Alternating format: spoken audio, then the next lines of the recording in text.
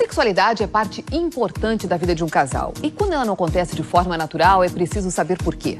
As razões podem ser muitas, entre elas a impotência masculina. Um problema mais comum do que se imagina, já que atinge cerca de 30 milhões de homens só no Brasil. Mas quais as causas? Como tratar? É sobre isso que nós queremos conversar hoje com o urologista Márcio Averbeck. Boa tarde, bem-vindo ao Jornal do Almoço. Cristina. Você pode participar ligando 8401-0394 ou mandando um tweet para @JRBSTV. Aí está a primeira pergunta. Olá, tudo bem? Eu quero saber por que idade ocorre mais a impotência masculina. Bom, a gente sabe que a impotência pode acontecer em qualquer idade, desde a adolescência até a idade mais em homens mais velhos. É importante lembrar que acima de 40 anos, a frequência desse problema aumenta. A gente estima que cerca de 50% dos homens que tenham mais de 40 anos e que estejam num relacionamento estável possam se queixar de algum problema de disfunção erétil, seja ele de grau leve, moderado ou severo. Agora, episódios eventuais de impotência são normais, doutor, na vida de um homem? São normais, ainda mais frente ao estilo de vida atual, da correria, do estresse. Esses fatores podem sim influir na performance Quando sexual. buscar ajuda? Quando acontece mais de uma vez. É importante buscar ajuda porque, evidentemente, quando o paciente é mais jovem, pode ter algum problema psicológico associado. Mas a gente tem que investigar fatores de risco para o problema de ereção. E nesse aspecto é importante uma avaliação médica. Aí está a outra pergunta. Me diz uma coisa, quais são as causas da impotência masculina? Causas da impotência, muito bem. A gente sabe que o estilo de vida com sedentarismo, a falta de prática de exercícios físicos, assim como pressão alta, diabetes, né?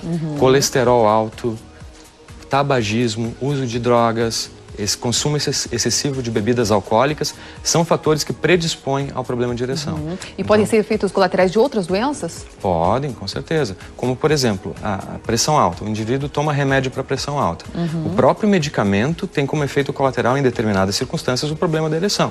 Isso não significa que o paciente deve parar de tomar o medicamento, porque a própria pressão alta pode também causar a ereção. Mas nesses casos é importante que o paciente consulte com o seu médico e, quem sabe, troque o medicamento. Nós temos um telespectador ao telefone. Boa tarde, qual é a sua dúvida? Boa tarde. A minha dúvida é, eu tenho uma doença chamada mielite transversa e eu sinto dificuldade em manter a ereção quando consigo tê-la. Gostaria de saber se existe tratamento ou não. Existe tratamento, sim. Nesse caso, pode existir algum fator de doença neurológica associada, né? E a gente sabe que os medicamentos, tanto via oral quanto os injetáveis, são extremamente efetivos. Há cerca de 15 anos atrás, a gente não tinha um medicamento como a gente tem hoje. Eles representam atualmente uma revolução. Esses medicamentos têm um início de ação em mais ou menos 30 minutos e um tempo de ação de mais ou menos 12 a 36 horas. A gente sabe que atualmente a gente tem, inclusive, comprimidos orodispersíveis, que são bastante discretos. As embalagens parecem de um chiclete, por exemplo. O paciente não precisa nem tomar água, coloca na boca e funciona literalmente como uma bala. No caso, então, o telespectador tem que buscar ajuda de um Buscar médico. ajuda, uma avaliação precisa, né? Tá certo. Aqui tem uma outra pergunta. Olá, tudo bem? Eu queria saber se é comum um jovem sofrer de impotência sexual masculina. O jovem. É muito comum. A adolescência é uma fase de muitos, digamos assim, enfrentamentos. Então, nesse estágio, os fatores psicológicos são bastante evidentes. Como, por exemplo, o estresse, depressão, O medo ansiedade. de não agradar a parceira, de repente? Isso mesmo. A impotência dá medo, mas a recíproca também é verdadeira, né? O medo causa impotência sexual, porque vai de encontro ao fenômeno normal da ereção, que é o relaxamento da musculatura no pênis, que faz o aumento do pênis, né?